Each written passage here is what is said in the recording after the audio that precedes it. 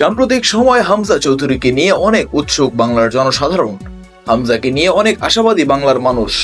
শুধু হামজাই নন, বরং অতীতে আসা জামাল ভুঁইয়া, তারিক কাজীদের নিয়েও অনেক উৎসুক ছিল দেশের জনগণ। তবে আজকে আপনাদের এমন একজন খেলোয়াড়ের নাম বলবো যার কথা হয়তো আগে কখনোই শুনেননি। তিনি হলেন আনোয়ার উদ্দিন। এখন আপনারা বলবেন, এমন ভাবে বলার কি আছে? আসলে বলার আছে অনেক কিছুই। যারা অনেক আগে থেকে ইউরোপিয়ান ফুটবলের খবর রাখেন তারা হয়তো চিনবেন এই লোকটিকে, তবে এই দশকের ছেলেরা হয়তো চিনবেন না তাকে। আনোয়ার উদ্দিন প্রথম বাংলাদেশি বংশোদ্ভূত ফুটবলার যিনি ইংলিশ প্রিমিয়ার লিগের প্রথম টায়ারের ক্লাব ওয়েস্ট হ্যাম ইউনাইটেডে খেলেছিলেন বললে ভুল হবে। সুযোগ পেয়েছিলেন, তবে খেলতে পারেননি এক ম্যাচও। এক মৌসুম পরে তাকে পাঠিয়ে দেওয়া হয় অন্য ক্লাবে, তবে ওয়েস্ট হ্যামের ইউথ টিমে খেলেছিলেন তিনি। সিনিয়র পর্যায়ে খেলেছেন Sheffield Wednesday, Bristol Rovers, Hereford United, Telford United, Dagenham Red ব্রিজের মতো দলগুলোর হয়ে।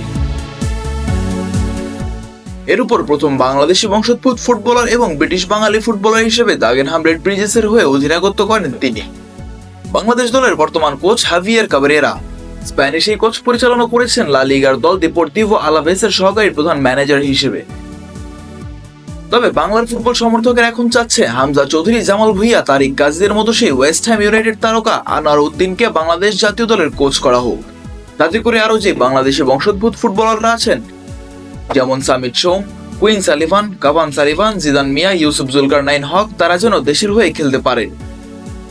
তাদের সাথে যাতে যোগাযোগ করাটাও যেন আরো সহজ হয়ে পড়ে। সমস্ত ইউরোপ খেলা বংশোদ্ভূত ফুটবলাররা বাংলাদেশের হয়ে খেললে এবং সাবেক বংশোদ্ভূত ফুটবলার যদি দেশের ফুটবলের কোচ হন, তাহলে বাংলার ফুটবল সুদূর অতীতে ভালো কিছুই করবে বলে আশা করা যাচ্ছে।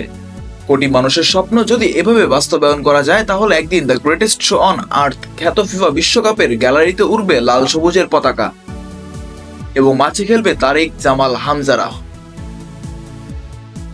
Mizan Rashik, team sports.